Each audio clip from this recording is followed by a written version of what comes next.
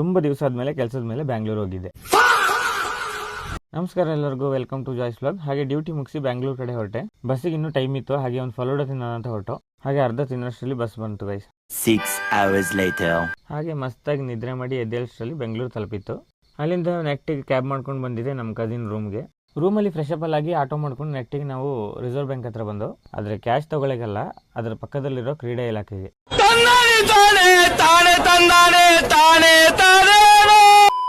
ಕ್ರೀಡಾ ಇಲಾಖೆ ಒಳಗಿರೋ ಜನರಲ್ ತಿಮ್ಮಯ್ಯ ಅಕಾಡೆಮಿ ಡಿಪಾರ್ಟ್ಮೆಂಟ್ ಒಳಗಡೆ ಬಂದು ನಮ್ಮ ಹೊಸ ಬೋಟಿಂಗ್ ಆಕ್ಟಿವಿಟಿಗೆ ಸರ್ಟಿಫಿಕೇಟ್ ಬೇಕಾಗಿತ್ತು, ಅದಕ್ಕೆ ಮಾಡ್ಸೋಣ ಅಂತ ಬಂದಿದ್ದು.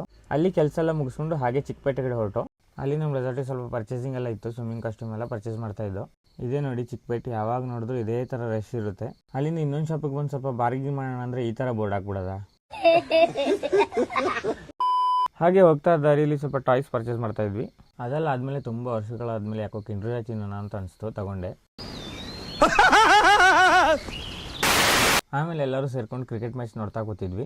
ಆಮೇಲೆ ನಾನು ಮತ್ತು ಚೇತನ ಸ್ವಲ್ಪ ಶಾಪಿಂಗ್ ಮಾಡೋಣ ಅಂತ ಹೊರಗಡೆ ಬಂದು, ನಾನು ಮತ್ತು ಚೇತನ ಸ್ವಲ್ಪ ಶಾಪಿಂಗ್ ಎಲ್ಲ ಮಾಡಿಕೊಂಡು ಬಸ್ ಹತ್ಕೊಂಡು ಕೊಡಗಿನ ಕಡೆ ಹೊರಟು. ಇವತ್ತಿನ ವ್ಲಾಗ್ ಇಷ್ಟೇ. ನನ್ನ ಪೇಜಿಗೆ ಯಾರೆಲ್ಲ ಹೊಸದಾಗಿ ವಿಸಿಟ್ ಮಾಡಿದ್ದೀರಾ ಫಾಲೋ ಮಾಡಿ, ಸಪೋರ್ಟ್ ಮಾಡಿ.